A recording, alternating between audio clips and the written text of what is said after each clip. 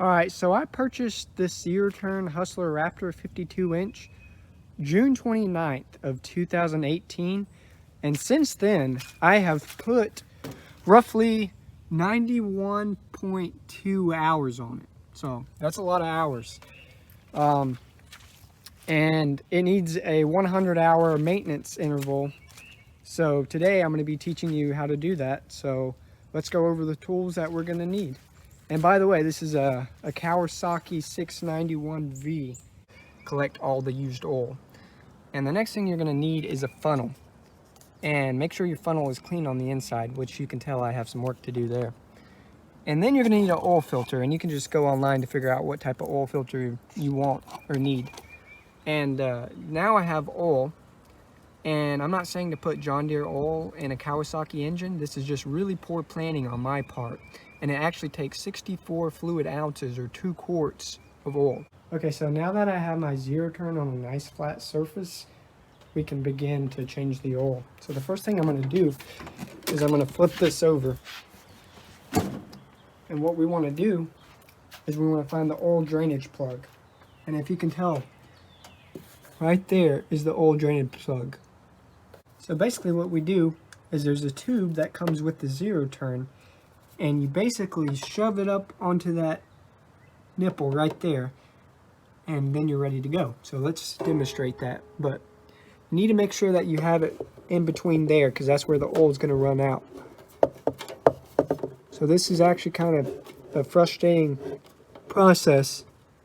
Okay, so you can tell that I have that threaded. So basically it comes right out of here. I don't know if you can tell right there.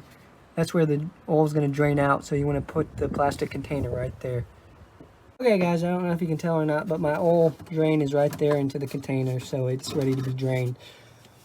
And you might ask, how do we drain it? So basically right here, you can use a flathead and you just unscrew that. But before you unscrew that, make sure that the engine is pretty warm. You want your oil to be nice and warm so it comes out all in nice fluid motion.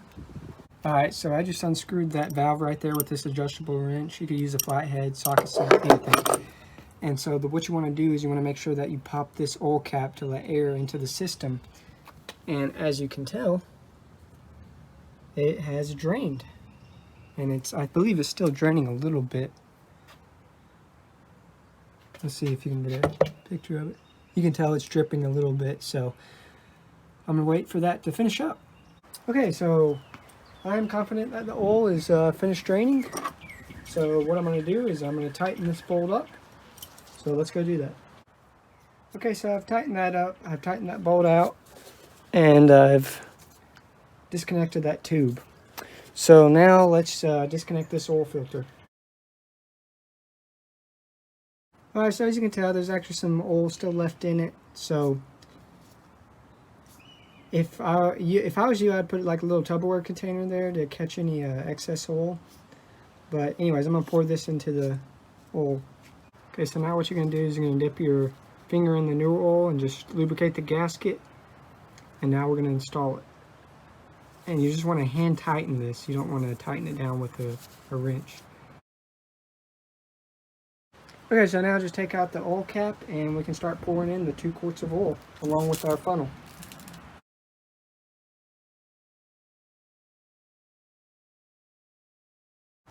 Okay, so I basically let the zero turn run for a minute to let the oil circulate through the oil filter.